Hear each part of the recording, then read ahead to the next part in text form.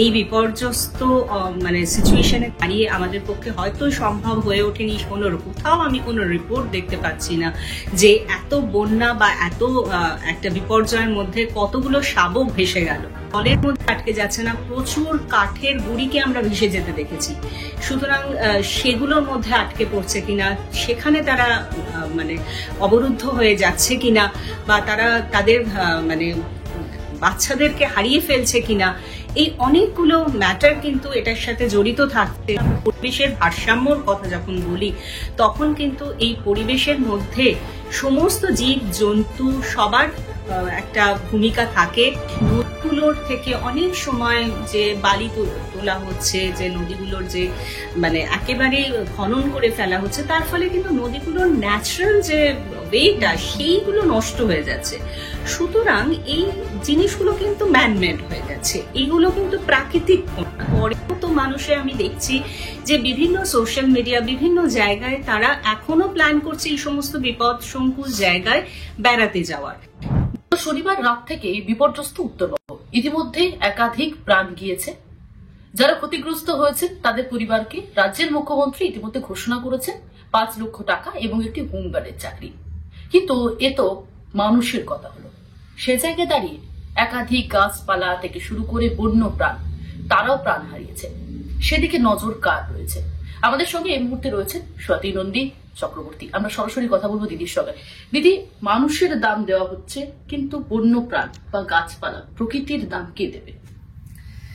একদমই সঠিক বিষয়। কারণ বিষয়টা হচ্ছে যে আমরা যখন পরিবেশের কথা ভাবি তখন কিন্তু পরিবেশটা হচ্ছে সব মিলিয়ে, এখানে সমস্ত জীব বৈচিত্র্য সেটাকে যে হারাচ্ছি সেটা তো কোনো মূল্যেই ফিরিয়ে আনা সম্ভব নয়। কারণ আমরা জানি যে প্রাকৃতিক ক্ষতি যেভাবে আমরা পরিবেশের যে জায়গায় যে ক্ষতিগুলো হচ্ছে সেগুলো কিন্তু মানে একেবারে যে সেই জায়গায় ফিরে পাওয়া, এটা মানে এই মুহূর্তে দাঁড়িয়ে যে ক্ষতিটা হয়েছে সেটা কিন্তু একটা অসম্ভব পরিকল্পনা আমরা করতে চলেছি।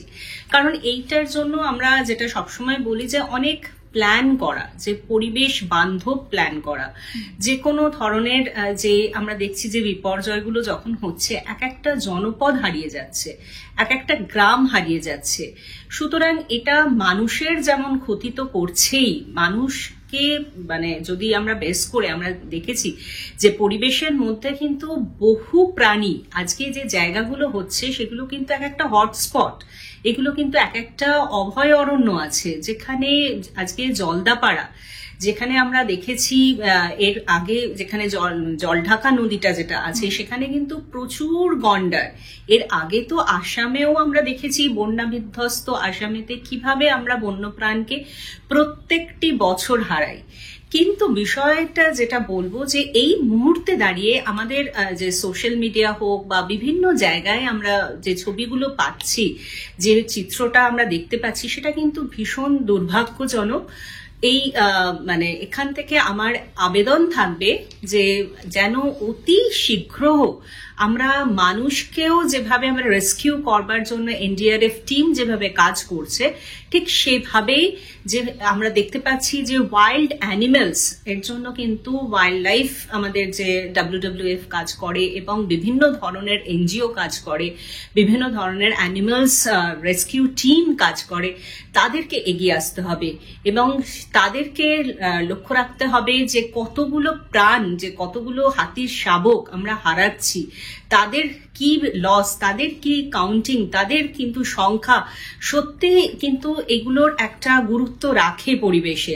আমরা হয়তো সেগুলোকে কাউন্ট করছি না, কটা ভেসে যাচ্ছে বা কটা মারা যাচ্ছে। এই মুহূর্তে আমাদের এই বিপর্যস্ত মানে সিচুয়েশনে দাঁড়িয়ে আমাদের পক্ষে হয়তো সম্ভব হয়ে ওঠেনি কোথাও আমি কোনো রিপোর্ট দেখতে পাচ্ছি না যে এত বন্যা বা এত একটা বিপর্যয়ের মধ্যে কতগুলো শাবক ভেসে গেল বা কতগুলো গন্ডার ভেসে যাচ্ছে বা কতগুলো আমরা ওখানকার বন্য প্রাণী বিভিন্ন ম্যামালস ওখানে থাকে। কারণ এটা একটা কিন্তু একটা বিশাল অভয়ারণ্য, বিশাল অরণ্য, এবং সেখানেতে যেভাবে প্রাণীরা থাকে এক একটা জায়গায় আমরা দেখেছি, সেইগুলো কিন্তু আমরা কোথাও কাউন্টেড করছি না বা মনিটর করছি না। সুতরাং অতি শীঘ্র তাদের রেস্কিউ করার ব্যবস্থা করা হোক এবং তাদের প্রাণেরও গুরুত্ব দেওয়া হোক। হয়তো আমরা তাদেরকে কোনো মানে মানিটারি হয়তো সেই ক্ষেত্রে হয় না, কিন্তু তাদের প্রাণের একটা মূল্য আছে, সেইটা যেন তাদেরকে দেওয়া হোক। কারণ পরিবেশ, যখন আমরা পরিবেশের ভারসাম্যর কথা যখন বলি, তখন কিন্তু এই পরিবেশের মধ্যে সমস্ত জীব জন্তু সবার একটা ভূমিকা থাকে। এবং আমরা জানি যে আমাদের পশ্চিমবঙ্গ তথা ভারতবর্ষে বিভিন্ন প্রান্তের কিন্তু এই স্পিসিসগুলোর একটা গুরুত্ব আছে। এটা একটা ইন্টারন্যাশনালি কিন্তু অ্যাক্রিডিটেশনস হয় যে আমাদের এখানকার যে হাতির যে গুরুত্ব আছে, আমাদের এখানকার যে হাতির শাবকের যে স্পিসিসগুলো আছে, তাদের যে গুরুত্বগুলো আছে, তাদেরকে যেন প্রপার রেস্কিউ করার ব্যবস্থা করা হোক। আমাদের এখন টেকনোলজি অনেক উন্নত হয়েছে, আমরা ড্রোনের মাধ্যমে কিন্তু তাদেরকে এখন নজরে আনতেই পারি যে তারা এই মুহূর্তে কোথায় আছে, কতগুলো আছে, তারা কতটা বিপজ্জনক অবস্থায় আছে। আমরা হয়তো এইখানে বসে এই মুহূর্তে জানতেও পারছি না যে তারা কিভাবে এই অসম্ভব কাদামাটি জল, কারণ যেভাবে এটা কিন্তু শুধু জলের মধ্যে আটকে যাচ্ছে না, প্রচুর কাঠের গুঁড়িকে আমরা ভেসে যেতে দেখেছি। সুতরাং সেগুলোর মধ্যে আটকে পড়ছে কিনা, সেখানে তারা মানে অবরুদ্ধ হয়ে যাচ্ছে কিনা, বা তারা তাদের মানে বাচ্চাদেরকে হারিয়ে ফেলছে কিনা, এই অনেকগুলো ম্যাটার কিন্তু এটার সাথে জড়িত থাকছে। তাদের মানে জীবনযাত্রা, তাদের সমস্তটাই কিন্তু তাদের খাদ্যাভাব। এই যদি ভাবতে পারি তাহলে আমার মনে হয় যে এই উত্তরবঙ্গ তথা আমরা উত্তর ভারতেও এর আগে দেখেছি যে এই ধরনের বিপর্যয় বারবার আসছে। আজকে নেপালে দেখেছি, আজকে বিহারে দেখছি, আজকে আমরা ভুটানে দেখছি, আজকে তথা উত্তরবঙ্গ বিপর্যস্ত হতে দেখছি। বারবার করে আমরা দেখেছি জলবায়ু পরিবর্তনের ফলে এ ধরনের ইন্টেন্সিফাইং বৃষ্টিপাতের পরিবর্তন বাড়ছে। সুতরাং তাদেরকে আরো কিভাবে প্রোটেকশনস দেওয়া যেতে পারে সেটা কিন্তু আমাদেরকে চিন্তা করতে হবে। দিদি, একটা বিষয় যেখানে গতকাল থেকে সামাজিক মাধ্যমে চর্চার বিষয় হয়ে উঠে দাঁড়িয়েছে, যেখানে বলা হচ্ছে যে যারা গতকাল কার্নিভালে ছিলেন মুখ্যমন্ত্রীর সঙ্গে, যারা শিল্পী থেকে যাদেরকে বুদ্ধিজীবী সমাজ বলা হয়, তারা অনেকেই রয়েছেন যারা পাহাড় প্রেমী, পাহাড়ে যান, ঘুরতে ভালোবাসেন। শুধু কি প্রকৃতির সঙ্গে যাওয়া বা ঘুরতে যাওয়া, ছবি তোলাটাই তাদের কাছে একটা দায়? এত বড় বিপর্যস্ত পরিস্থিতি, সেখানে তারা কার্নিভাল নিয়ে মজে থাকলেন। আপনি কি বলবেন একজন পরিবেশ বিজ্ঞানী হিসেবে? দেখো, সব থেকে যে বিষয়টা আমাদের, তো এটা একটা বিপর্যয়, এটা কখন আসবে, কিভাবে আসবে, আমাদের কাছে কিছু সেটা সম্বন্ধে খুব সম্যক ধারণা ছিল না। মানে হয়তো অ্যালার্ট ছিল, আমাদের কাছে অ্যালার্ট ছিল যে এখানে আমাদের রেড অ্যালার্ট আছে, আমাদের অরেঞ্জ অ্যালার্ট আছে, কিন্তু তার সাথে সাথে যে কতটা মানুষকে সচেতন হতে হবে সেটা কিন্তু মানুষকে বুঝতে হবে, লোকাল পিপলসদেরকে বুঝতে হবে। এর পরেও তো মানুষে আমি দেখছি যে বিভিন্ন সোশ্যাল মিডিয়া, বিভিন্ন জায়গায় তারা এখনো প্ল্যান করছে এই সমস্ত বিপদ সংকুল জায়গায় বেড়াতে যাওয়ার। নিশ্চয়ই পর্যটন আমাদের কাছে ভীষণ, আমরা প্রত্যেকেই ভালোবাসি, প্রকৃতিকে ভালোবাসি, নেচারকে ভালোবাসি, কিন্তু আমাদের যে জিনিসটা মাথায় রাখতে হবে যে এই সময় যে আমরা দাঁড়িয়ে আছি সেখানেতে যে বৃষ্টিপাতের যে অ্যালার্ট গুলো দেওয়া হচ্ছে, সেই সমস্ত জায়গাটা কতটা নিরাপদ যাওয়ার জন্য। আর ঠিক এই জিনিসগুলো আমরা ইগনোর করি বলেই কিন্তু আমাদের কিন্তু রিপোর্টেড হয়, আইএমডি রিপোর্ট করছে, সমস্ত জায়গা থেকে রিপোর্টেড হচ্ছে, কিন্তু আমরা সেগুলোকে ভীষণ মানে পরিবেশগত জিনিসগুলোকে আমরা ভীষণ ইগনোর করি এবং আমরা পৌঁছে যাচ্ছি সেই বিপদসংকুল জায়গায়। আজকে আমরা দেখেছি যে কলকাতার বাতাসে আজকে এই সারা রাত ধরে কিন্তু কাউন্টেড হয়েছে যে 1 ঘন্টায় 200টা বাজ পড়তে। এই যে বজ্রবিদ্যুতেরও কিন্তু আজকাল দেখতে পাচ্ছি আমরা যে মানুষ মারা যাচ্ছে, কিন্তু মানুষকে যদি বলা হয় যে এই ধরনের বজ্রবিদ্যুতের একটা অ্যালার্ট আছে, মানুষ তো রাস্তায় বেরোনো বন্ধ করছে না, বা মানে যাদের খুব দরকার তারা নিশ্চয়ই বেরোন, কিন্তু যারা শুধু ঘুরতে বা শুধু বেড়াতে বা শুধু এই ধরনের কাজের জন্য এই পরিবেশগুলোর তে গিয়ে উপস্থিত হচ্ছে, তারা অযথা কিন্তু এই বৃষ্টিপাত সাংঘাতিক একটা জলোচ্ছ্বাসের মধ্যে পড়ে যাচ্ছে। তাদেরকে অবশ্যই যেটা বলা হচ্ছে যে বারবার রাজ্য সরকার হোক, কেন্দ্রীয় সরকার হোক, সমস্ত জায়গা থেকেই কিন্তু আবেদন জানানো হচ্ছে, এটা কিন্তু পরিবেশ বিপর্যয়, এখান থেকে কিন্তু মানুষকে বুঝতে হবে যে এই অঞ্চলগুলো বিপদসংকুল অঞ্চল। এখানে কিন্তু আমরা অনেক সময় দেখেছি যে হোমস্টে বা বিভিন্ন জায়গায় নীরব একটা মানে নিশ্চিন্ত জায়গায় মানুষ বেড়াতে যেতে ভালোবাসছে।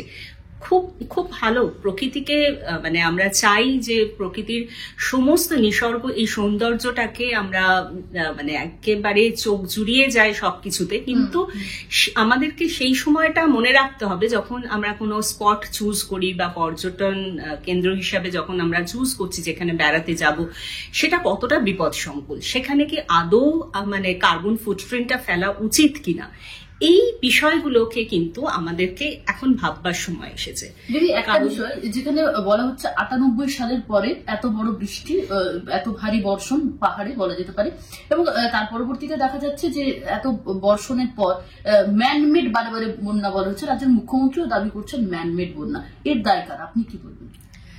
দেখুন, বিষয়টা কিন্তু যখন একটা বন্যা হয় তখন পুরো জিনিসটা কিন্তু ভূপ্রাকৃতিক ব্যাপারটা যেমন ভাবে থাকে, কিছুটা থাকে হচ্ছে আমাদের যে সমস্ত লক গেট গুলো থাকে সেইগুলোকে বা বাঁধের যে নিয়ন্ত্রণগুলো থাকে সেগুলোকে আমরা কতটা কিভাবে কন্ট্রোল করছি, এগুলো কিছুটা জিওপলিটিক্যাল ব্যাপার থাকেই। তার সাথে সাথে যে জায়গাটা বলবো যে আমরা সমস্ত নদীগুলোর যে এই যে উত্তরবঙ্গে যে সমস্ত নদীগুলো আছে সেগুলো কিন্তু সবকটা খরস্রোতা নদী।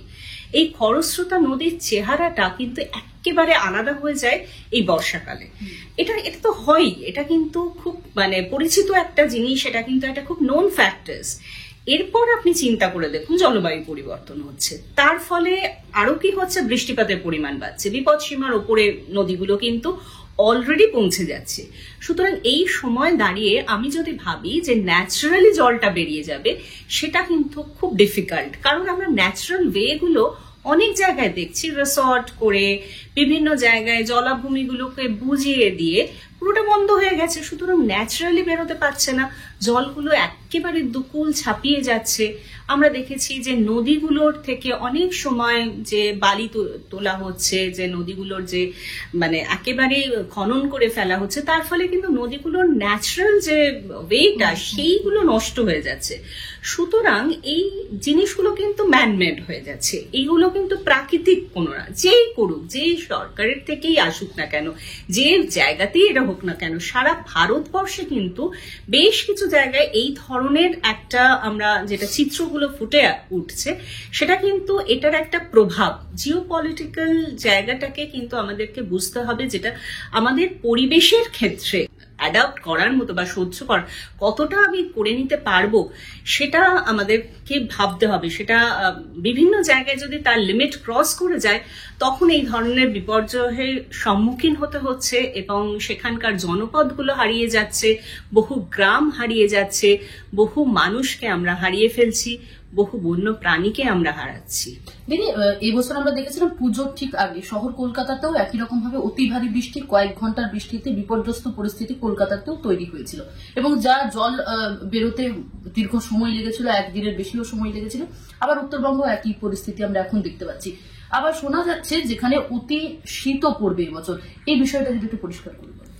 দেখো, অতি বৃষ্টি এটা কিন্তু এখন মানুষ মোটামুটি বুঝে গেছে, কারণ আমরা এতদিন পর্যন্ত যে বর্ষার যে চরিত্রটা ছিল সেটা কিন্তু চেঞ্জ হয়েছে। যে ঝিরঝিরে বৃষ্টি বা এই সময়টা আমরা মানে বেশিরভাগ লক্ষ্য করতাম বর্ষাকালের যে 2-3 মাস ধরে বৃষ্টি হচ্ছে, এখন কিন্তু সেই প্যাটার্নটা চেঞ্জ হয়েছে। এটাকে আমরা মানে একেবারে সায়েন্টিফিক ভাবে যেটাকে বলছি যে due to global warming, due to আমাদের মানে ক্লাইমেটিক যে চেঞ্জেস গুলো আসছে সেটার একটা প্রভাব পড়ছে, এবং সেটা কিন্তু আমাদের এই মাইক্রো লোকাল ক্লাইমেটিক এরিয়াগুলোতে কিন্তু আমাদের একটা প্রভাব ফেলছে। তার ফলে জনজীবনের কাছে এটা একটা মানে ভীষণভাবে চোখে লাগছে যে আমার এইখানে যা টেম্পারেচার আগের বছর ছিল বা 2 বছর আগে ছিল, সেখান থেকে আমি দেখতে পাচ্ছি একটা অস্বাভাবিক পরিমাণ তাপমাত্রা। আবার যে আমরা দেখে এসেছি যে বৃষ্টিপাতে যে নিয়মিত অভ্যস্ত ছিলাম, সেই বৃষ্টিপাতের পরিমাণ কিন্তু বাড়ছে। আবার তো এরকমও হচ্ছে যে চেরাপুঞ্জির মেঘ কিন্তু হারিয়ে গেছে, যে চেরাপুঞ্জিতে যে পরিমাণ বৃষ্টিপাত হতো সেটা কিন্তু কমেছে। সুতরাং এই যে একটা মানে বিশাল পরিবর্তন আসছে সেটা কিন্তু জলবায়ু পরিবর্তন। এই জলবায়ু পরিবর্তন কিছুটা হলেও তো আমাদের অ্যানথ্রোপোজেনিক স্ট্রেসের ফলেও হচ্ছে, যেখানে আমাদের দ্বারা নির্গত যে কার্বন ডাই অক্সাইড সেটা তো বাতাসে প্রচুর পরিমাণে আমরা নির্গমন করছি। শুধু কার্বন ডাই অক্সাইড কেন বলবো, মিথেন, এই যে গ্যাসের পরিমাণগুলো আমাদের বাতাসে যখন প্রচুর পরিমাণে বাড়তে থাকছে, তখনই কিন্তু এই ধরনের একটা ইমব্যালেন্সিং আরো বেশিভাবে তৈরি হচ্ছে।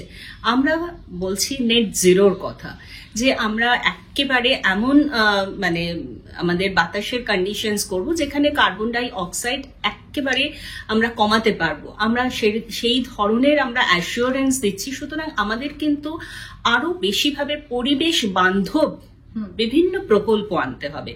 সাস্টেনেবল ডেভেলপমেন্টের কথা কিন্তু আমাদেরকে চিন্তা করতে হবে। যে কোনো ধরনের বিল্ডিং তৈরি হোক, বা এই যে আজকে আমরা দেখছি যে নির্মাণ কার্যগুলো যেগুলো ভেঙে পড়ছে, আজকে ব্রিজ ভেঙে পড়ছে, আজকে আমরা দেখতে পাচ্ছি যে রেলগুলো যেগুলো তৈরি হচ্ছে, তার যে নির্মাণ কার্যগুলো কতটা আমরা এনভায়রনমেন্ট ইম্প্যাক্ট অ্যাসেসমেন্ট দেখে করতে পারছি। কারণ আজ থেকে 10 বছর আগে যে ক্লাইমেটিক যে সিচুয়েশনস ছিল, লোকাল ক্লাইমেটিক সিচুয়েশনস কিন্তু পরিবর্তন হয়েছে, এবং সেই পরিবর্তনের সাথে আমরা কতটা অ্যাডাপ্টেবল হতে পারছি। ক্লাইমেট অ্যাডাপ্টেবিলিটিটা ভীষণভাবে দরকার এই নির্মাণ কার্যের জন্য। আজ থেকে বহু বছর আগেও এমন মানে বাড়ি তৈরি হয়ে উত্তর ভারতের বিভিন্ন জায়গায় এখনো আছে, বা আমরা যেটা দেখেছি যে মানে উত্তরবঙ্গেরও বিভিন্ন অঞ্চলে আমরা দেখেছি যেগুলো পাথর দিয়ে তৈরি হয়েছে, এমন কিছু দেশীয় প্রযুক্তিতে তৈরি হয়েছে যেটাকে আমরা বলি কাঠখুনি প্রযুক্তি, সেগুলো দাঁড়িয়ে আছে। কিন্তু এখন আমরা এমন কিছু টেকনোলজিক্যাল চেঞ্জেস করছি যেগুলো হয়তো সেই এরিয়াতে আমাদের অ্যাপ্লিকেশনসটা ঠিক মতো হয়নি, বা আমাদের যে ক্লাইমেট চেঞ্জ হয়েছে তার সাথে সাথে সেখানকার ভূপ্রাকৃতিক মাটির গঠনের চেঞ্জ হয়েছে, সেটার সাথে আমাদের কিভাবে ইনফ্রাস্ট্রাকচার ডেভেলপ করতে হবে সেগুলোর মধ্যে আমাদের কিন্তু অনেকটাই টেকনোলজিক্যাল আপলিফমেন্ট দরকার। যদি সেগুলো করতে পারি তবেই কিন্তু আমরা নেচার বেসড সলিউশনস এর মাধ্যমে টিকে থাকতে পারবো, এবং এই ধরনের যে চেঞ্জেস গুলো আসছে তার সাথে যুঝতে পারবো। সেটা ভীষণভাবে দরকার। আপনি একটা বিষয় বললেন, মানুষকেও সচেতন থাকতে হবে। এই যে বারে বারে যে শীত বেশি পড়বে এটাও বলা হচ্ছে, এক্ষেত্রে মানুষকেও তো আগে কি কি বিপদ হতে পারে বা কি কি আশঙ্কা দেখা যেতে পারে?